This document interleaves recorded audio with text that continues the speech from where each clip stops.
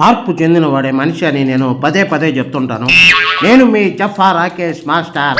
మరి ఈరోజు మనతో మాట్లాడడానికి మాటల మాంత్రికుడు సత్యబాబు ఉన్నారు.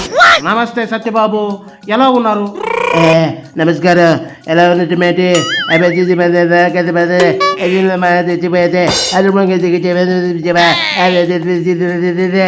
వామ్మో వారి నాయను, ఏం భాష సత్యబాబు, ఒక్క ముక్క అర్థమైతే నీ చెప్పుతో కొట్టు. మరి ఎటనుకున్నా మహానుభావుల మాటలు అర్థం కావు. అయ్యా మహానుభావ, నేను అల్పుణ్ణి, దయచేసి అర్థమయ్యేలా మాట్లాడు. అదే అలాగన్నావు, బాగుంది.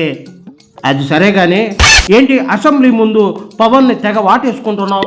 ఎలక్షన్ల ముందు పవన్ని నోటుకొచ్చినట్లు తిట్టారు, ఇప్పుడు ఇంత ప్రేమ వలకపోస్తున్నారు, ఏంది కథ? కథ లేదు, కాకరికాయ లేదు. శత్రువులైనా మిత్రులైనా బయట కలుసుకున్నప్పుడు ఇలాగే ఉంటా.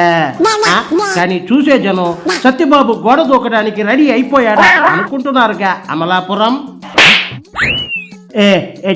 ఎటు మాట్లాడుతున్నా? గోడ దూకటం ఏంటి? నీ కంటికి గోడ మీద పిల్లిలా కనిపిస్తున్నానా? ఇది నా మాట కాదు సత్యబాబు.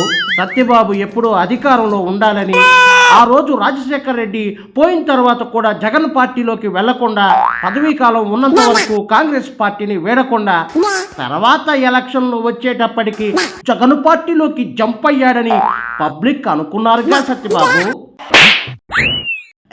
అంటే అది అది అది అది అబ్బ దబ్బ జబ్బ ఏంటి? అబ్బా దబ్బా జబ్బానా?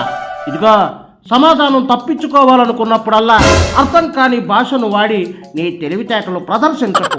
ఇప్పుడు ఎలాగో జగలక్ అధికారంలో లేడు కాబట్టి, ఇప్పుడు పవన్ పాలిటిక్స్లో చక్రం తిప్పుతున్నాడు కాబట్టి, ఎప్పటిలాగే నువ్వు నీ దొంగ ప్రేమను చూపిస్తున్నావు. సోలాపూర్ అదేంటి అలాగంట?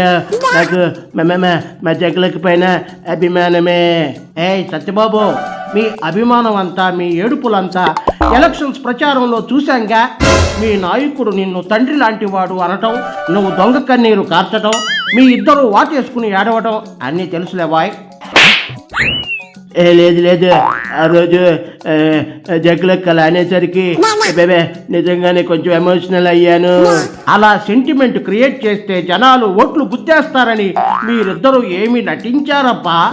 కానీ అది పెద్ద కామెడీ అయిపోయింది. ఇప్పుడు నువ్వు పవన్ని వాటేసుకున్నా జనాలకి నీ ఉద్దేశం ఏంటో తెలుసు. కొంపతీసి జనసేనలోకి చేరుతున్నావా ఏంది సత్యబాబు? అలాంటిదేం లేదు, ఇంకా ఏమనుకోలేదు. ఏమో భవిష్యత్తు మన చేతిలో లేదు. ఏది ఎలా జరగాలో అలాగే జరుగుతుంది. నీ ఆరాటం అర్థమవుతుందిలే సత్యబాబు. నువ్వు చాలా తెలివైన వాడివి.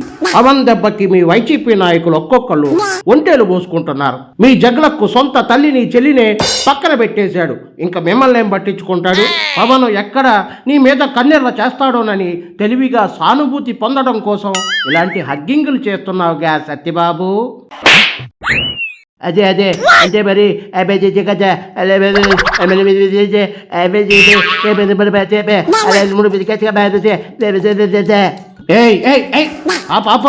ఇంకోసారి అన్నావనుకో నీకు అప్పడప్పడ తాండ్ర అవుతుంది. మరేం చేయమంటావు? కరవమంటే కప్ప కోపం, విడవమంటే పాము కోపం. అలా ఉంది నా పరిస్థితి. ఇక్కడ మా జగ్లకు అధికార పార్టీ నాయకులు నోటుకొచ్చినట్లు తిట్టమంటాడు. ఆయన చెప్పింది చేయకపోతే మమ్మల్ని తిడతాడు. అలా అని మేము నోటుకొచ్చినట్లు మా వాళ్ళు తిట్టారు కాబట్టి ఇప్పుడు మా తాట తీస్తున్నారు. ఆల్రెడీ మా చీరెడ్డి దండాలు సోకండాలు పెట్టేసింది. ఎక్కడ నా పైన కేసులు పెడతారు అని వెనక్కి పెడుతున్నా. బాబు మమ్మల్ని శిక్షించిన పవన్ రక్షిస్తాడనే ఆలోచనతో పవన్ పట్ల మేము ఎంతో ఉండాల్సి వస్తుంది. ఏం చేస్తాం? పరిస్థితి పగోడికి కూడా రాకూడదు. చాలా బాధగా ఉంది. సత్యబాబు ఏడవకో. చిన్నపిల్లల్లాగా ఎందుకు ఏడుస్తావు? ఆ బుద్ధి ఏదో ముందే ఉండాలి. ఏడ్చినంత వరకు జాలే గాని ఇక బయలుదేరు, ఆ ముఖం తుడుచుకో. చూశారుగా, ఇది సత్యబాబు ఏడుపు.